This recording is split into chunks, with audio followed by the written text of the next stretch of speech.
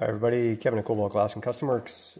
Today we are just doing a quick video here on how to make fused glass lilies out of the fused glass flower book by Creative Paradise. There's lots of different flowers in here that you can make. I have done some quick video on how to do the stems for that, but today I thought I'd do a quick video on how I make the flowers.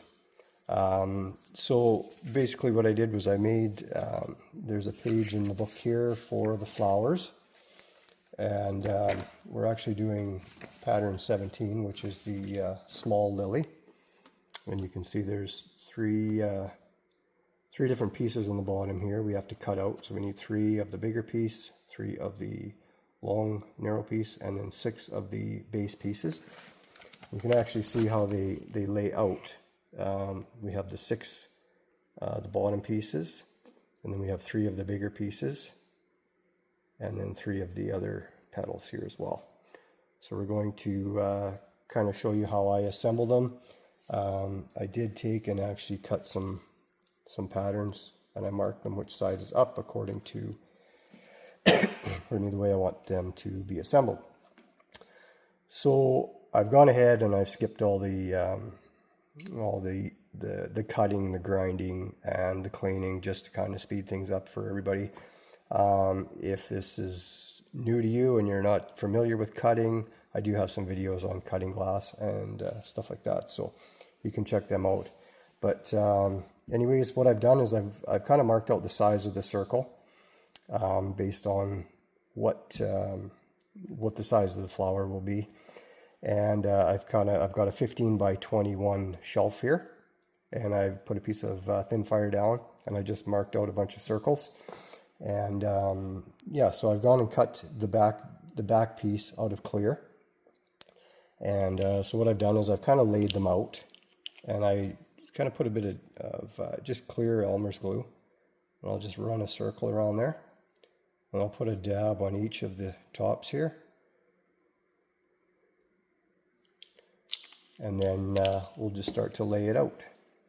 So then I have marked it in the book as to which I want level 1, level 2, level 3, because they're kind of stacked. So I have the clear base. You can make these out of any color if you want to have green on the back of the lily. If you want clear where it just kind of blends in and you don't see it. Whatever, it's up to you how you want to do it. So then we just kind of lay these down on an angle. And we'll kind of go around in a circle. And when you do cut them and grind them, you'll want to make sure that you just take a little bit off the end here. It'll show you in the pattern how you cut that off. And what's going to happen is as this fuses down, the hole in the center here is going to open up slightly, which will help because you may or may not have to open that up with a glass bit after, so we can assemble it all onto a stem, such as I've done here with the poppies. So, but I do have a video on how to do those as well already. And then we'll just kind of lay these out. And then I'm going to throw down a little more glue on these. And it'll show you in the book how you want them to kind of stagger. But then the third layer here, we're going to actually get them to lay on top of the next piece here, so that they're all touching.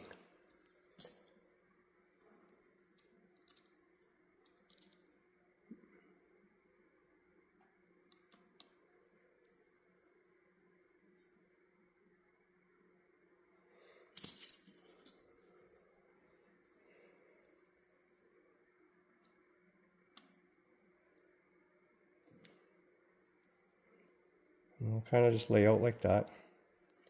And then you can kind of fine tune them if you want to kind of move the petals around a little bit. And then I always take and I'll add a bit of glue right in here. Really shaky today.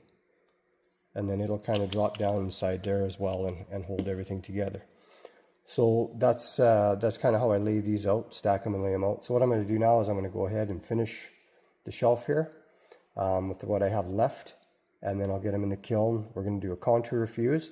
We want them to kind of fuse, but have a little bit of texture to them. But what we want to do is try and make sure that the center is fairly flat, so that when it sits on our cone mold, that it sits flat and doesn't kind of rock. So there may be the odd time you have to kind of grind that a little bit smoother, but we'll deal with that after it comes out of the kiln. But for now, we'll get this done and we will be back tomorrow. Okay, here we are the next day. We have our lilies out of the kiln. And what I'm going to show you is, I had mentioned that if you can contour fuse these, you know, then you can get them to sit on the mold. They also hold together nicely. But you can see in here, it's kind of bumpy. So when you go to flip it upside down on the mold, sometimes it just wants to rock. So depending on what kind of kiln you're using, like you need to balance that so that it'll drape nicely over top. But what could end up happening is, you know, as soon as something moves or as it gets hot in the kiln, it may slide right off. So what I've been doing is, you can see, it might be hard to see, but you can see a little bit of the zip right on the high spots here. So what I do is I take a Dremel tool with a diamond tip on it, and I just kind of open this up a little bit. As you can see, I've kind of, this is what I do, because I like to get a nice texture on the leaves, so I don't like to, or the petals, so I don't like to have too flat of a fuse. So then when I do that, then it'll rest on there nice, and it'll balance well. The other thing too is, if you cut your pieces, and on the pattern you see when we nip the corners out, you can see it kind of creates a bit of a hole in there. And then that will have to open up as well, because that'll be for our screw to go back into the copper rod. So what I like to do is, I like to just open this up a little bit. So I'll kind of give you a quick demonstration here. Just add a little water on there, keep the dust down, and then I'll just work the high spots.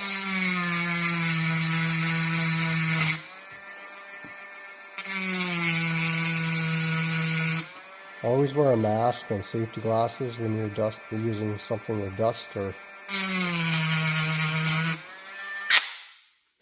and then whoop, bump the camera, sorry. And we'll just clean it up,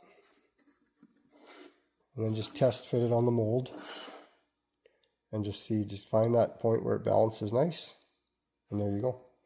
And that should get that lily to drape, sit nice and drape properly. So what I'm going to do is, I'm going to get these in the kiln, and we'll show you the next step once they come out, how they're going to look, and the process of drilling the hole through the center, and then the assembly.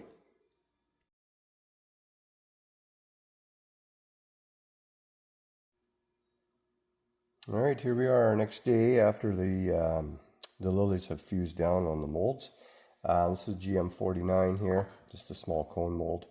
So you can see when you nip the insides, like I was saying, it opens up in the center there. So sometimes you have to drill that out, sometimes you don't.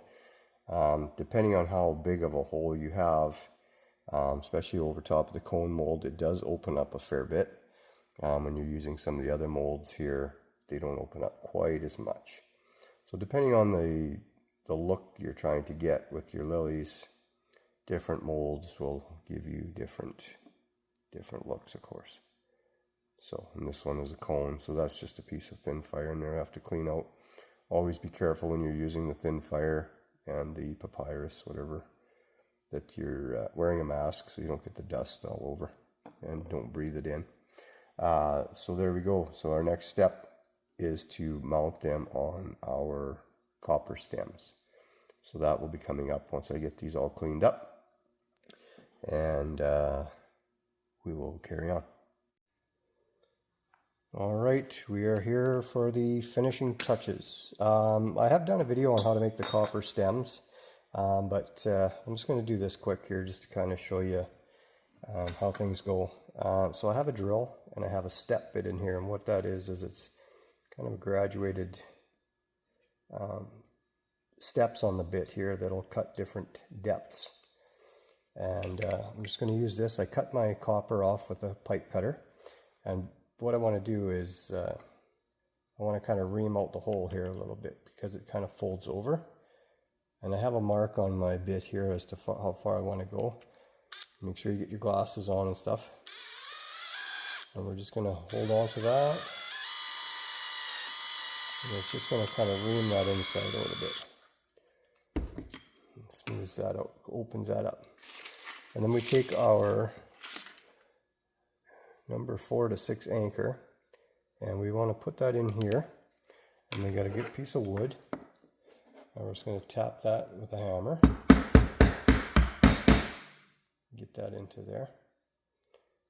And then what I've been doing on these ones is I cut the top of, I cut the top of the anchor off.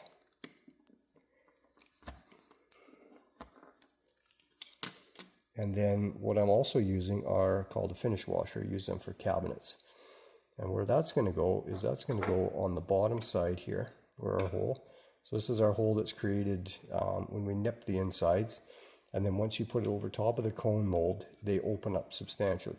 So I use this finish washer. I put that over the edge, or over the hole. And then when you flip this over, it kind of gives it a really nice finished edge. And then our anchor is going to sit, and our copper pipe is going to sit inside of there. So we're going to set this together. We have our inside screw, and we're going to put that down through the inside here, and we can adjust our little pieces of wire here, make it look as realistic as possible. And we're just going to put some pressure on there. We're going to turn our flat washer, our finish washer, so that the rounded side is down. And we're going to, and we'll put that into there like so. And then we're going to take our copper line. We're just going to start it, get a turn or so on there so we can hang on to it. And what the anchor in here is going to do is it's going to allow, or the screw is going to expand and put some pressure on that and hold that together. We're just going to snug this down. I'm using a 1-inch screw so I get a good bite in there. And you're going to have to watch, because when things start to tighten up, you don't want to over tighten it. You want to have it enough so that it doesn't really spin, but yet not too tight that it cracks the glass. And if you have a little bit of movement in there, that's fine. There we go. I'm happy with that. And then now we can decide to, you can see how that finishes that off nice, hides that hole. I have some outside actually right now that I've actually took and laid on a piece of cardboard and spray painted those black. And then that'll blend. And then I'm going to patina the copper pipe here to give it kind of a more natural look to it. Anyways, there is our first lily. We have another batch of them to go. Hopefully you like it, and you're willing to give these a try. Okay, I thought I would show the final step here, even though I did sign off before, but what I do here is I want to patina the stem here. So I take a nice fine sandpaper, and I'll just kind of sand that up nicely, so I get a nice, get all the oxidation off it. And I'll give it a quick wipe. And what I'll do is I'll take my black stained glass Novacan black patina, and then I'll just brush it on, and try and get around everything. And then you can see how it cleans that up nicely. Whenever you're using your flux or your patinas, always make sure you put it in a separate container and don't dip right out of the bottle. Then you're not going to contaminate it. So this is how we do it. And then we'll just take and we'll clean that up. And there you go. You have your lily. All right. Thanks for watching. Please like and subscribe, and hopefully that was worth your time.